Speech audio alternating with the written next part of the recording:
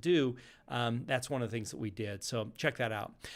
What you will get today, okay, guys? So what you're going to do today, every single week, I like to give you something that you can use. And this is our Rehab Bid Sheet. This is really cool. It's about 10 pages long.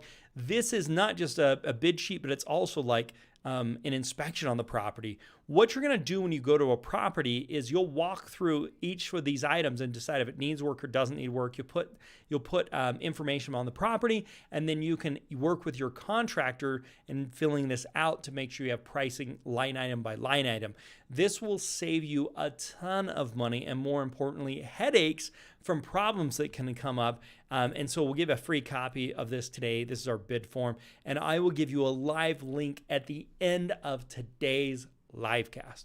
All right, let's give a little real estate market update. What's happening in the market? I know a few of you were saying things were crazy. Who was saying that?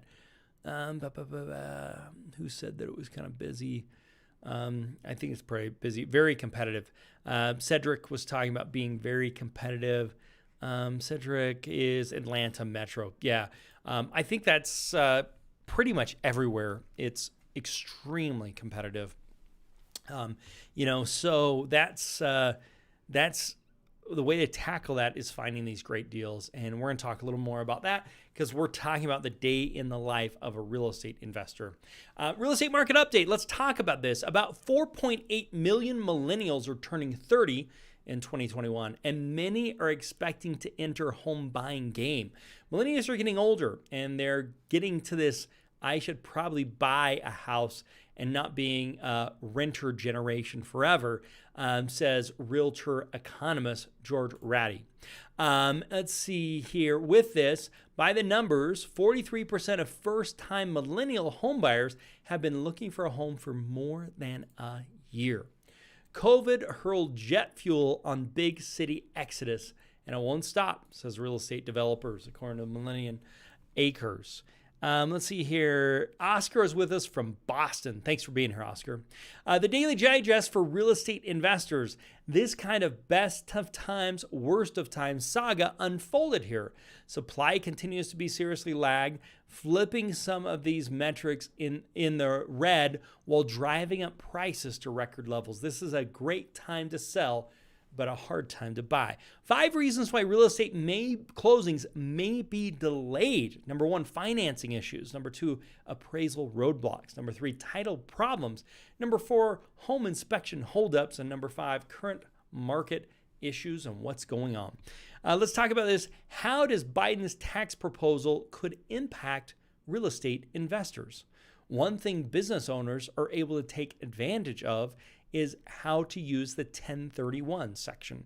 Under this IRS tax codes, you are able to defer the taxes on an exchange if you start off with a small property and then exchange it for a larger one. However, both properties must be similar enough to qualify as what's called a like-kind exchange. This is used a lot as real estate investors. I've done many of these. Biden's campaign team noted last summer that the administration would target like-kind exchanges. So we're watching for that. We're concerned about that. Another big item under consideration is the ability for non-residential real estate owners to depreciate improvements made with regard to the property. The president has proposed eliminating the bonus depreciation schedule for commercial properties and going to a straight 39 years. This is concerning as well. We've got to keep our eye on this and see what's happening. It will have an impact if it goes through.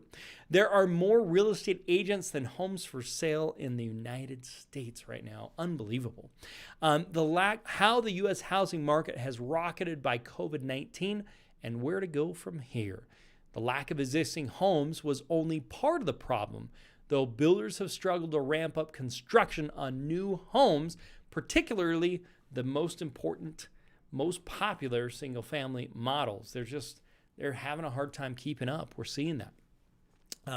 Once the foreclosure memorandum ends, homeowners who haven't been able to financially rebound from the crisis may be forced to sell their homes.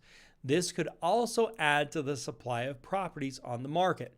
That will help alleviate scarcity concerns, is what some of the things we're thinking. Basically, right now, a lender, if it's a Fannie Mae or Freddie Mac loan, is not able to go through with a foreclosure. Well, normally there would be foreclosures, and those foreclosures would turn into inventory. But that inventory is not happening because of the foreclosure memorandum due to COVID.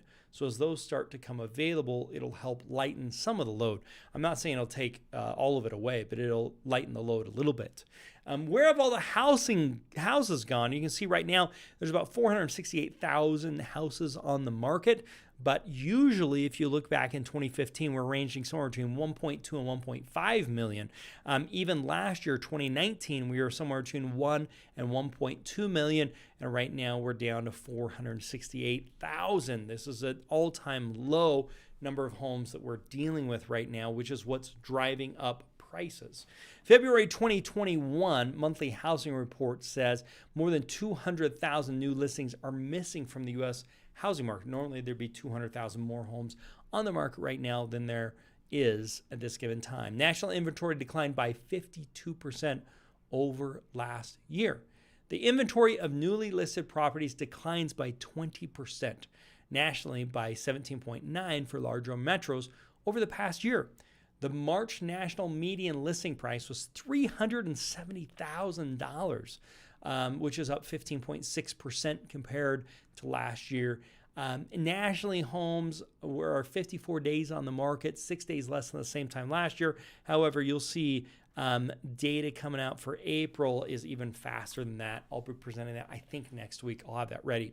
2.72 homes remain still in forbearance. These are the ones that could potentially turn into foreclosure properties once that memorandum is lifted. If you guys have some questions on this, please shout it out. Put it in the comments. Love to help. Housing market stays tight as homeowners stay put. Bottom line here is people are staying in their houses longer. Obviously, COVID had an impact on this. So we went from 13 years from 12.8 years, but in the 2010, it was 8.7 years. So we're finding people staying in their houses longer. Interesting statistic. All right, guys, it is that time of the day for our property finding tip of the week. Who's ready for me? Type it in the comments. Let me know if you are ready for the property finding tip of the week. In the meantime, I'm going to get a drink. All right, here we go, guys. Property finding, door knocking. That's what we're going to talk about here. This is probably one of the most overlooked ways of finding properties that people avoid, are scared of, or will do anything to not have to do. And not every tip is the right one for you, but you should consider them all, even if they scare you a little bit. So door knocking, this can be targeted or this can be broad. There's two ways to look at this, right? So you can just start knocking on doors. I can walk outside and just start knocking on doors, right? And asking them, would you be interested in selling your property? Or you can get targeted in knocking on doors, right? So you can be targeted for people that have motivation or people that have equity. So one of the ways you're going to do that is I like to be targeted, and I'll show you how to do this. So step one in door knocking is find zip codes to be working in and which ones you should be working in and which ones you shouldn't. This is the whole idea of fish where the fish are. So the way I determine this is where the most number of cash buyers, because I'm saying, well, if there's a lot of cash buyers, this means they didn't get a loan on the property. They paid cash for the property. There's no loan. If there's a lot of cash buyers in a certain area, that's a good thing. It means there's a lot of investment happening in that area. It also means there's a lot of people I can wholesale a property to. And I believe it's also a great place to resell properties, because if there's cash buyers, they're either renting them or they're flipping them, which tells me it's probably a really good area. So that's what I'm going to use as my metric or my measuring stick. This means that there's investors wanting to invest. Then not all pay cash, but we find what zip codes have the most buyer activity in. So meaning there's investors that aren't paying cash, they're getting hard money. There's lots of those.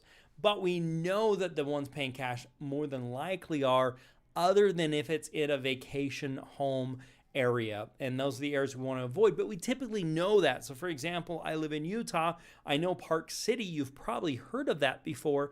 That's a really vacation town area. I probably want to exclude Park City from my cash buyers list of the ones I'm going to be looking in.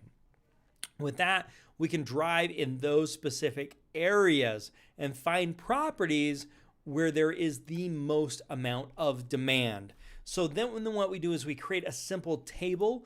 We sort it. This tells us where the cash buyers are by zip codes. For those of you that are members like Cody, we have a full training on this, on how to determine the cash buyers in the area. You also have access to our software. So Atlanta, who we got here from Atlanta? Let's see here. Who is Cedric? Cedric's in the Atlanta area.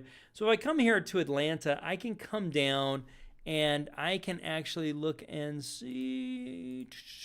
This is how many mortgages include cash buyers. And I can see how many cash buyers, and I can look within a certain time period. But right now there's 52,000 cash buyers. I can narrow this down to like a specific zip codes. But we have a whole training on how to do this for you, so you can figure out which areas you should be working. Cody, you're going to want to go through that training if you haven't already, because that's going to help you know where you should be looking for deals. It tells you where the most cash buyers are. We went through that. Then, once you know where the most cash buyers are and you've sorted by zip codes, now you can start knocking on doors. However, you can take it just a little step further, right? Then you can look for people that actually have equity in their property. You can look for people that have motivation. So there's lots of ways that we can look at equity and motivation. And let me just show you a few here. Equity. You sort the properties that have $70,000 or more in equity. Also, you go and knock on these doors. This is the whole door knocking strategy. Motivation, this is just a few.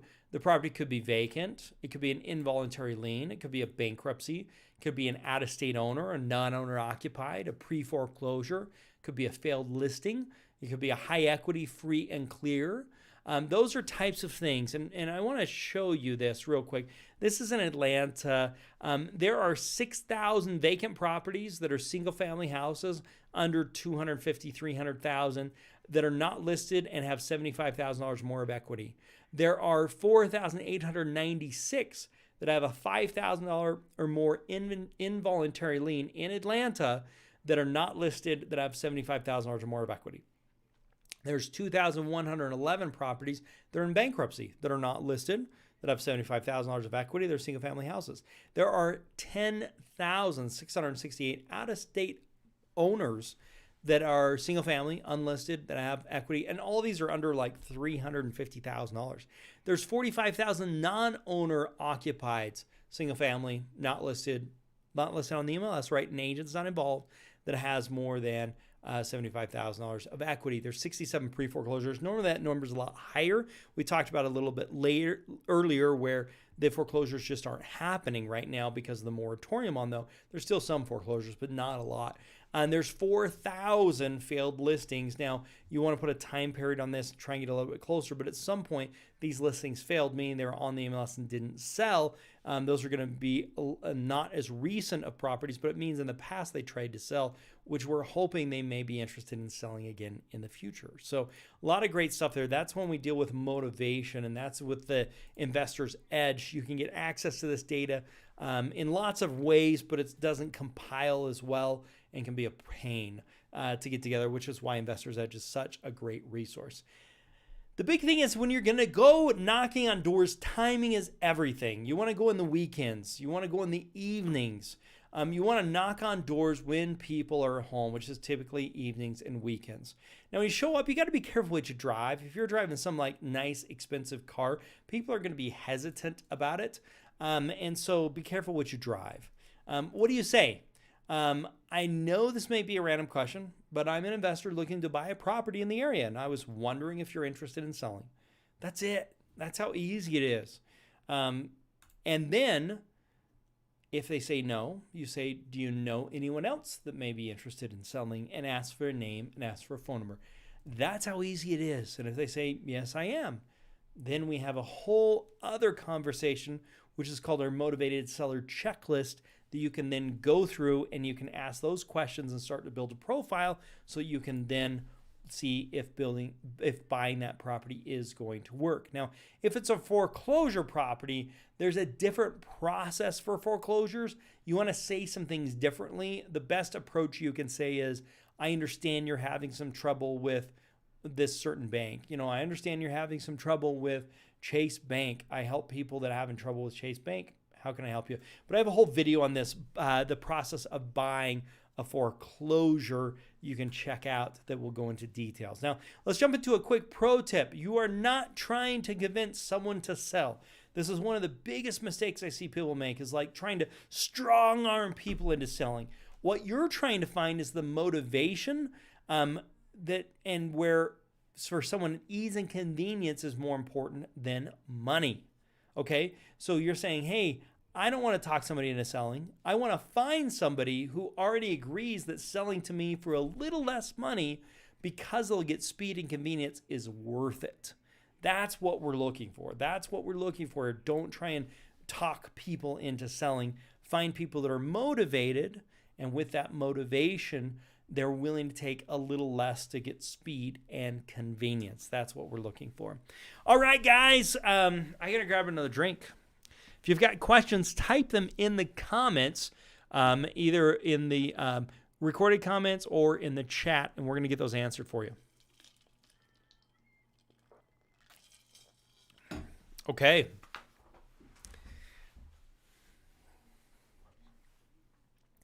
What is the day in a life like as a real estate investor?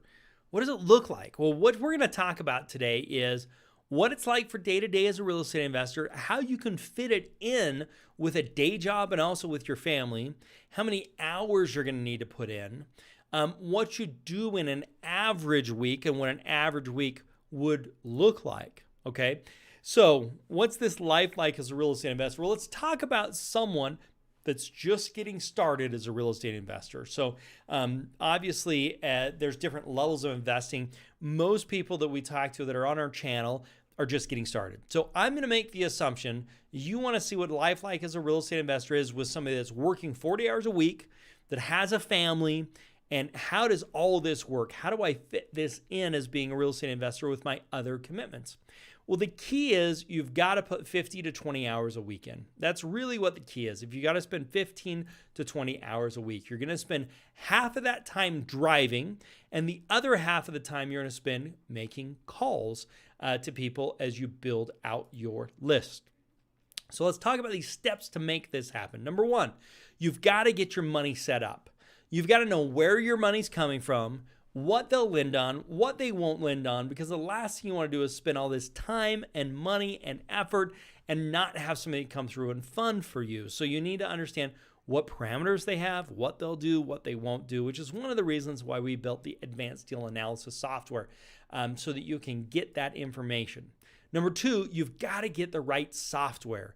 I recommend our Investor's Edge, and with our Investor's Edge, we have a Driving for Dollars app that is absolutely critical to have success in finding properties like this. Then what you do is you build your next property roadmap. The next property roadmap says, I'm getting started. I want to get a deal. What do I need to do every week? Well, it asks you a variety of questions. It helps understand your marketing strategy. Then it puts a custom plan together just for you. With that custom plan, then you can work week by week and follow the plan. And so you have this roadmap to help get you there. Next thing you do is you find the best areas to drive. And the way that you do that is by building a cash buyers list and then determining which zip codes have the most cash buyer activity. Based upon that, those are the areas you begin driving in.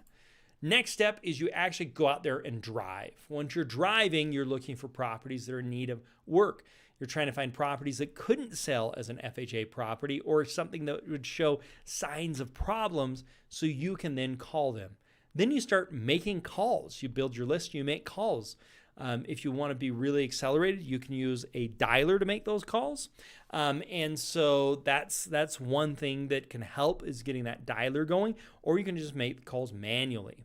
Then next, you're going on houses and you're getting appointments, right? So you're getting the appointments, you're going out to the house and you're asking them and seeing if you can make a deal. And then you put the property under contract. And once you put the property under contract, you've got to fund and close the transaction. And then depending from there, you continue with getting the property repaired. Okay, making sure your money's set up. When I first started in real estate, I worked for months to find a deal. I found a deal and then needed to find a way to get funded. I called lots of people, and for one reason or another, they did not want to fund my deal. So I struggled and I lost that first deal, and I've been upset about it ever since.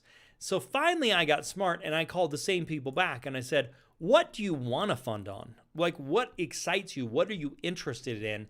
And then I'll go find properties that work for what you're interested in funding on. And when I went and found the properties they wanted to fund on, it was so much easier. Now, luckily, things are much easier now. For example, we have a software where you can plug in the deal and it will say if it's something we would want to lend on or not. It's called our Advanced Deal Analysis software. But nobody did this 21 years ago. Like, nobody did this back when I got started. I actually got started in 99, but I kind of officially say 2000 because it makes it a little easier for math.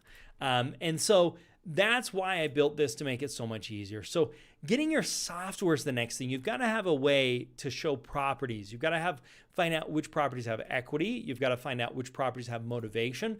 You've got to figure out how to get value so you know what a property's worth once you fix it up. You've got to be able to do skip traces so you can actually get the phone numbers. You've got to get access to the MLS. And we recommend using Investor's Edge. That's what our recommendation is, and that's what we use. You also need an application for Driving for Dollars application. You have to set up your mobile app. And the way that you do that is you set up tags for properties that you're looking for. So for example, when you're driving, you're saying, does this property have a bad roof, a blue tarp, broken down windows or boarded up, construction materials, gutters in disrepair, there's a legal notice on the door, we're missing siding, there's no blinds, there's a handicapped ramp, trash or debris, overgrown landscaping, no landscaping at all. They have nothing. There's peeling paint around it. That's something FHA hates. There's snow but no tire tracks, which probably means it's vacant, which goes to our next thing with vacant. Won't qualify for FHA financing. Anything you can see like wood to earth contact, or there's no slope away from the property. Maybe there's a broken down car, or there's fire damage. Overstuffed mailbox, meaning somebody hasn't been there. When you see these things with our application, you can find the property, tag it with these things, and then you'll know and remember these are some problems with the property. Those are things we're looking at. Then what happens is you drive, you've determined the areas you want to be in. Then you go out there and do the drive. When you drive, you find properties that meet that. Then what you're going to do is skip trace, and you've got to have a good skip trace software. This is so important. You need something that's high quality. Now, skip trace is never going to be 100% accurate. What it's going to give you is the last known phone numbers, email address, cell phone numbers, but those ones you can also see if they're interested in selling, and you call everyone. But the higher quality that you get, the more results you're going to be able to have. So that's really important that you have a high quality. Skip tracing can take a property and give you the last phone number, the mobile, the landline, and then you simply just call them. Then we get in this whole let's reverse engineer our success. We'll call this building the next deal roadmap. This is our next deal roadmap. And basically with that, you come in and say, how many hours am I going to drive a week? How many days am I going to drive a week? What is my strategy for contacting these people? How many miles am I going to have in driving? And how many properties do I think I can add in an hour? And 20 is kind of average, but as you do it, you can adjust your plan. This tells you exactly what you need to do, how many weeks it'll take you before you get your first contract on average. There's nothing guaranteed. How much your cost you're going to be spending, the average cost to get a contract, how many total hours, and how many hours a week you need to be planning on. All of this is included, and it gives you a week by week of exactly what you need to do and how many you need to be adding, which reverse engineers your success. So that's one of the things you're going to be doing. How many hours you're going to be driving, how many properties per hour, what your plans are to contact these leads. That's all part of this blueprint that you've got to be putting together. Then you've got to determine this driving area, and you can do this in Investor's Edge. You put in your county. You have to put in the full name, like Cook County, Illinois. You put in the county and the state, the county, the state, and then comma space state and the name. Next, you're looking for owner-occupieds. You're looking for non-owner-occupieds, investment purchase properties. You're looking for people with mortgage information that maybe they're cash buyers, and you want to include that. And ownership information, you want to see a last sell date of no more than a year ago. What we're doing here is building a cash buyers list. With the property characteristics, you're looking for single family, condo, 2 to 4plex, estimated value. You want to check your FHA limits.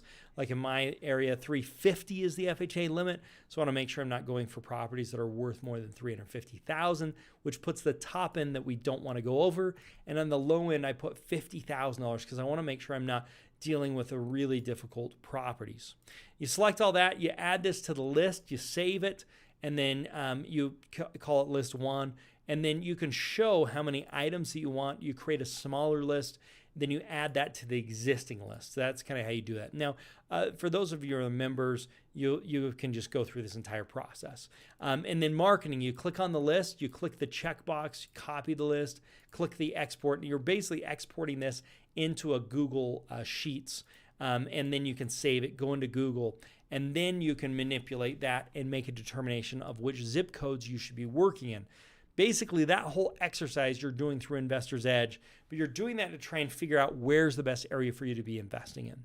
Next, you set up your dialer. And what the dialer does is it helps with call reluctance. You just click, you call in, and it starts dialing. And when somebody comes, you're there already.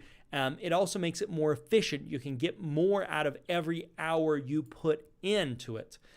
So spend the time in driving in the right areas is what you've got to do to make sure you're not wasting that time.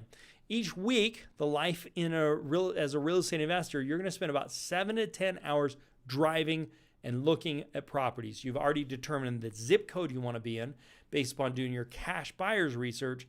Then you're going to be driving in there, and you're going to spend about 7 to 10 hours driving.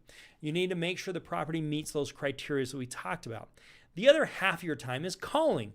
The best time to call is evenings and weekends when people are at home, and you do get lots of rejection. Lots of people say, no, not interested, no, not interested. You've got to be ready for that.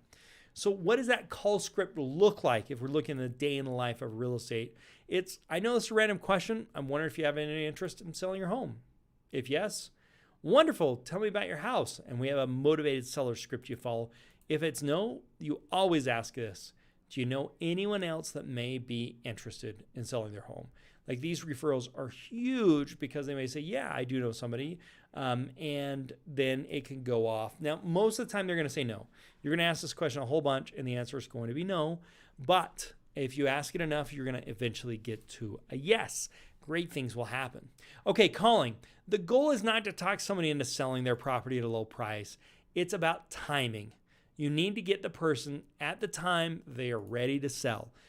We're looking for people that trade price for convenience and time, meaning we're looking for people that are willing to take less because it's easier for them and it makes their life so much easier if they are willing to take a little less to not have the headache and the hassle. And it's the right timing. So that's really what it comes down to. Little pro tip. Why would you want to sell to me as an investor rather than spending time and money to fix the property up yourself and maybe selling it for a little more with an agent? That's what I want to know. And if they can convince me that it's better for them to sell it and make a little bit less and selling to an investor, that's when I know I've got a deal when I go out to the property is going to be money. That's one that will work as long as all the numbers work. They're motivated. If they can't give you a good reason, they're not a good lead. They are not motivated. So if they can't do that, you don't want to be going out on that appointment. You'd rather be driving and calling rather than going on an appointment like that. Then as a real estate investor, life as a real estate investor, you got to follow up with everyone. Like, it's a grind. You will keep calling that same list until they tell you they're not interested or until their phone number disconnects. This is a grind. There's lots of driving. There's lots of tagging homes. There's lots of calling and getting rejected. No, I'm not interested. No, I'm not interested. There's some appointments that you go on. There's not a ton, some appointments that you go on. Let's talk about some statistics here with a life as a real estate investor. If you do this for 3 months and you follow that blueprint we talked about, you should find a deal. I tell people to plan on 6 months because it doubles the time. Now, there's no guarantees. Everybody's different. Your skill sets are different. Areas are different. All those caveats are there, but you have to put in the grind. That's really what it's all about. If you would like some help with this grind, if you'd like some help with some softwares and ways, our complete system that takes brand new investors through flipping their first home is called our Find Fund Flip system. We have dozens of hours of training. We have deal finding software, access to our 100% financing loans. Go on over to DoHardMoney.com/get started. Again, DoHardMoney.com/get started. So you can check out our Find Fund Flip system. All right, guys, if you've got some questions, post them in there. People have been a little quieter today. A lot of people having stuff at the beginning and now not as much. If you would like to get a copy of our contractor estimate sheet, go to DoHardMoney.com/contractor-estimate or just text us your email address. If you text your email to 435-294-0433, just text your email. We'll automatically send you an email with this contractor rehab sheet. Super easy. Just shoot a text over. If you enjoyed this, please hit the thumbs up, hit the subscribe button, hit the bell notification, and leave a comment. But the highest privilege I have is when you tell someone else about this live cast.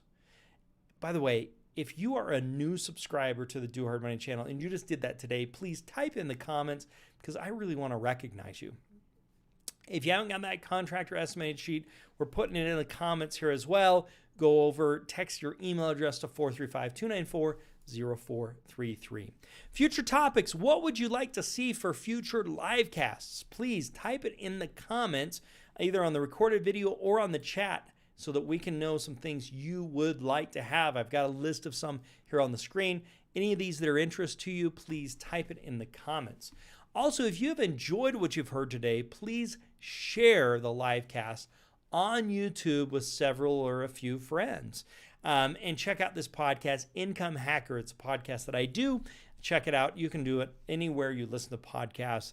That could be Alexa, that could be Google Home, that could be Spotify, that could be Stitcher, it could be Apple Music, you name it. All right, Asker, thank you. Virtual wholesaling, I really appreciate you giving some feedback on that. Okay, guys, our winner of the week that is going to be getting I made it through rehab shirts, our winner and getting our DHM mask. Our winner of the week for last week's winner is, round of applause, Nick Nixon 1 is going to be our winner of the week. Nick, please type. If you're here, please say hello. Really appreciate you being so participant of last week's live cast and being our winner of the week. Now, guys, if you are a winner of the week, what you've got to do is email support@DoHardMoney.com. Put in the comment you are the shirt winner of the week. Type in your screen name, your mailing address, your cell phone number, and your shirt size. It's important we get all those, and we'll send you out a free shirt. We pay for shipping, we pay for everything. If you'd like to know if you're the winner for next week, please make sure you join us. Same time, same place next week. We'll be doing this, and we'll be announcing this week's t-shirt winner, and that may be you. So find out if you won by attending next week. If you haven't gotten the contractor's estimate, please grab it. You are going to love it. It will help you. Next week livecast, we're talking about how important is the housing market when deciding where and when to invest. How much do you need to know about that? Check us out next week. We'll be covering this in detail, and we will and we'll go through everything. I'm excited about this because area location is so important. We're going to talk about how important that is on next week's livecast, 6 p.m. Eastern Standard Time. If you've enjoyed being here today, please tell somebody else about it. Get a copy of our contractor's estimate by texting your email address to 435-294-0433. Otherwise, make it a very profitable day, and bye for now.